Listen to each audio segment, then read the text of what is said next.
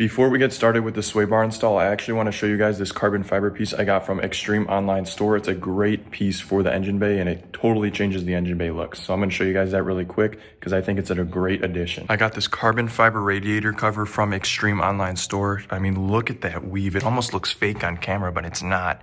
Carbon fiber from Extreme Online Store is always 100% authentic. They have the best quality stuff and fitment from what I've seen. Obviously 100% authentic carbon fiber as usual from them. They always have great products. It's all over my car. It's super dirty right now, but I got carbon fiber grille covers from Extreme Online Store. I got a hood vent. All those videos will be linked up here if you want to check them out, but it's super easy to replace this. It's a full replacement. You got 6 push pins, 6 or 7 push pins. Take them out, swap out the radiator covers, and you're good to go. It's simple as that. So we're going to install that really quick before the sway bars, but man, this thing looks amazing. Like, look at that weave. It's so crystal clear. Oh, I can't get over it. This thing's gonna look awesome. And just like that, all the push pins are out. I think there's 6 of them. And just like that, it is off. Simple as that. Now we're just gonna throw this one on and put in the push pins. The carbon fiber radiator cover is now installed. That thing looks super, super good. Flows really well with the grill vents I have. It all is coming together. Obviously from Extreme Online Store, always has the best quality stuff. Like, look at that carbon fiber weave. I can't get over it. I've been satisfied with all of their parts so far. So I'll leave the link below. They have a ton of carbon fiber stuff for your Mustangs, your Corvettes, your Camaros, any car, they got it for you. So now let's go ahead and get these sway bars installed. I'm super excited for that. We're going to be installing the front and rear BMR suspension sway bars for the S650 Mustang. These are for the 2015 and up, so pretty much for every single S550 or S650 Mustang out there, because we're going to get rid of these stock, junk, small, puny sway bars in the front and back. We're replacing them with the BMR ones. I already got the car kind of set up in the air. I'm going to show you guys a step-by-step on how to install these and how they perform. So obviously, first step, get your car in the air. I have these quick jacks, which are awesome. They just kind of take a while to set up. But right now we're just taking the wheels off, and then we're gonna have to take off these air boxes as well. And that's my first time taking those off. So we'll check those out, see how that goes. And I know there's one bolt right there, and then one's like right behind the alternator. So that one's gonna be kind of hard. And then these are pretty accessible on this side. So we're gonna see how this goes. Everyone says the front sway bar is actually pain to remove from under the car. All right, we got both wheels off now. So now we got to remove these air boxes. So just remove the covers first. I've never removed, oh my gosh. Okay, we got to leave in there. I actually need new filters. We're gonna remove this. I think it's a 10, either a 10 or a 7 millimeter. Unplug the mass sensor, undo this plastic clip. Undo this very gently. These tend to break, and then you loosen the clamp on the throttle body as well as here, and here, and then remove this, and you should be able to access 3 out of the 4 of the sway bar bolts. So this is a 10 millimeter bolt. I just confirmed it. And the mass airflow sensor, pull back on this white clip on both sides, and then push down and just pops out. Same thing on this side. You got to pull back that white clip. Just kind of hard to get under here. And this, you got to be careful because this likes to snap off. You just push this black part down. Yeah, I'll do 2 hands, but I think you just push this black part down and then you pull it out. So like I said, for this, you push down on this black piece right here, push down pretty hard, and then you'll just be able to pull out like that, and simple as that. Alrighty, so I loosened the 10 millimeter bolt. I undid the sensors and the tube here. Now it should be, I also undid this too, loosen that, so it should be good to pull out. Might have to take the filter off. Actually, no. There you go. Now you got the intake out. We do have the carbon trap still in there, which I might end up removing. Yeah, these filters have seen better days. We're probably gonna need new ones. So now once you got the tubes out, I just put those in there just in case. We're gonna remove these 2 10 millimeter bolts over here and take this air box out, as well as the one right here. And I don't think there's another one. So just 1 over here, 2 over here, 10 millimeters, and then you can pull the boxes out. So a little issue with this box, this part right here, when you pull this air box out, it gets stuck. This part gets stuck right here. So I'm not removing this fuse box. Honestly, we're just gonna have to try to work around it maybe. There's one bolt right there, and then the other one.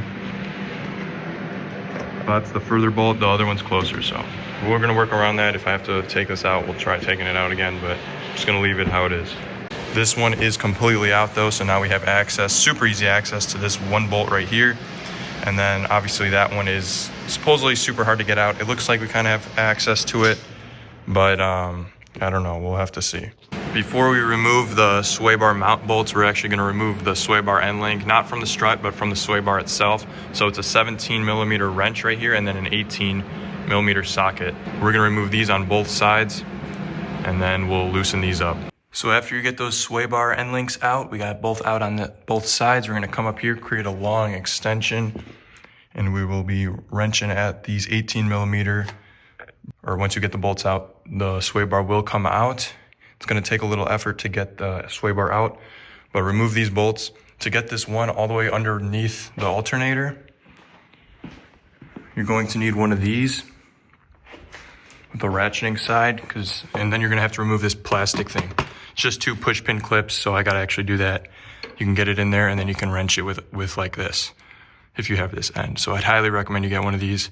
We gotta remove this. To remove that plastic flap, it's literally just right here. There's 2 push pin clips. So just get those out with your pry tool and then that will come out. So this is what I was talking about with this tool. You just push this in, put it in there, and then you'll be able to crank it like that. It's really hard to get out, but you just gotta have the strength to do it. Might have to ask for some help. So we got all 4 of the bolts off successfully, all 4 of them. So now the bad part about this, getting it out, is maneuvering it out of the car, because these brackets, they are on the swaybar, they do not come off. So they're not like over it, they're wrapped around it. So those brackets do not come off the swaybar, which makes it 10 times harder to get out. I heard getting it out of the passenger side's a little bit easier. We're gonna try doing that, and I'll let you know how that goes. So we finally got it out. It took like 10 minutes. We got it out of the driver's side. The passenger side has a brake line, which doesn't move much. I think it's easier to get it out of the driver's side. That's what I just did.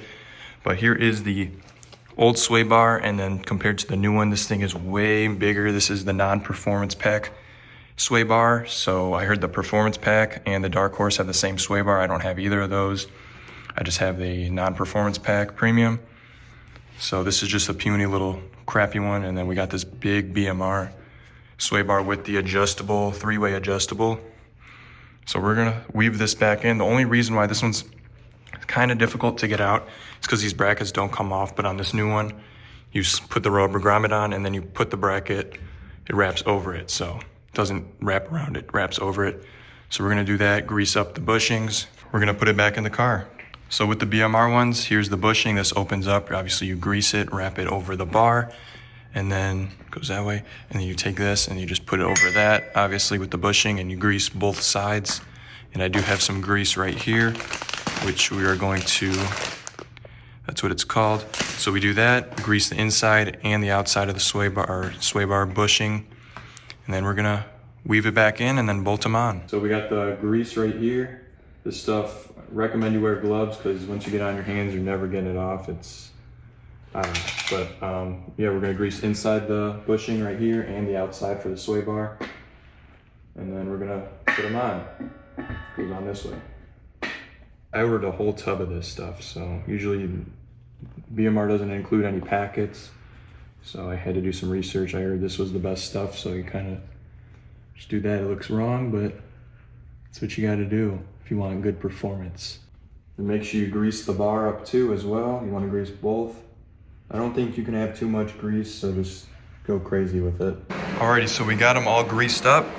We got inside the rubber, on the bar, and the outside of the rubber, because then these are gonna go on after that. Might even put a little bit of grease on here as well, just in case. But now we weave it back into the front of the car. Alrighty, so I greased all the bushings. I put the bar back in, obviously. I got the bracket on. Now we're gonna take the bolts and we're gonna put them in by hand first so we don't cross thread them, obviously. You don't wanna do that. And then we'll crank them down to, I think, like 75 foot-pounds. We got the front all done. Everything's tightened down. We did 50 foot-pounds for the brackets. Everything's tight. Now, I'll put all that stuff back in later, but right now we're going to install the rear ones, which is a little bit easier. We got to remove this 10mm brake line bracket right here. And then we have the 2 bolts, which I'll show you guys under the car right now. So you come over here, you got those 2 bolts right here. So super visible, super easy. Don't know the size on that just yet. And then you have these 2 7mm bolts right here holding this belly pan, which will remove that. and the brake, it should just come out pretty easily. I mean, super easy. Also got to remove the sway bar end link obviously as well.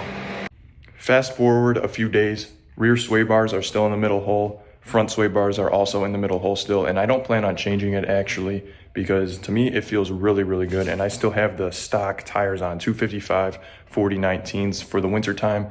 I haven't been able to test it to an extent, but it's 100% night and day difference on the road, even just going over dips and bumps, just natural road bumps and stuff like that. You can 100% feel a difference, even going up and down the driveway, because when you go up the driveway on an angle, I go on an angle, I obviously don't want to scrape.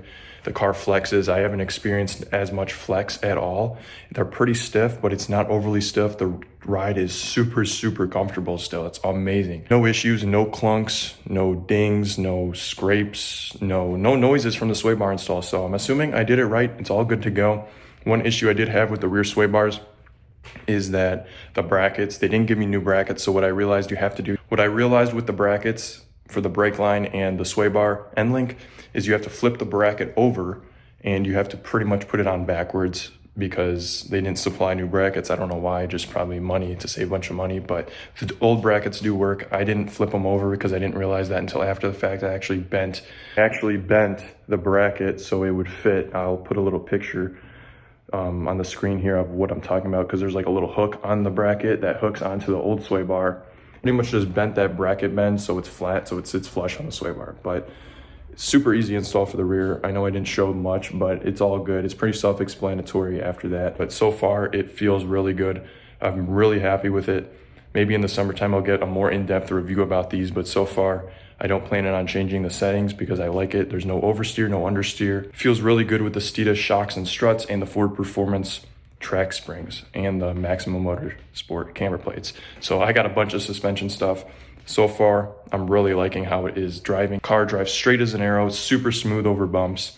There's not much body flex now after the sway bar install, and I'm super pleased with it. I highly recommend you do sway bars because I know Mustangs are not the best handling car, but maybe I'll be able to outhandle this M2 now after the sway bar install. But I'm going to be planning on going to the tail of the Dragon with my 2024 Mustang. Again, I already did once. I put the video up here. It performed really, really good, but now with these sway bars, I'm expecting it. Now with these sway bars installed, I'm expecting it to perform a lot better. I'm super excited for that. That is not for a few months because it is over 20 degrees over here in Tennessee. It's not much warmer than this. And plus, I think they're supposed to be getting a lot of snow soon. But anyways, I hope you guys enjoyed this video. Hope I was able to help you out to install your sway bars. And I highly, highly, highly recommend getting sway bars for your Mustang. It improves the handling so much more. It should come like this from the factory, because from the factory, these cars are so underperformed. It's just, after all these suspension mods I did, total night and day difference. I have all my suspension videos up here that you guys can check out, but it's transformed the whole car. I want to kind of go drive a stock S650 to feel the difference between the two. Hope I was able to help you out with the sway bar install and persuade your decision, but I definitely recommend the BMR Swaybars. Total night and day difference, definitely recommend. So hope you guys enjoyed this video. Drive safe.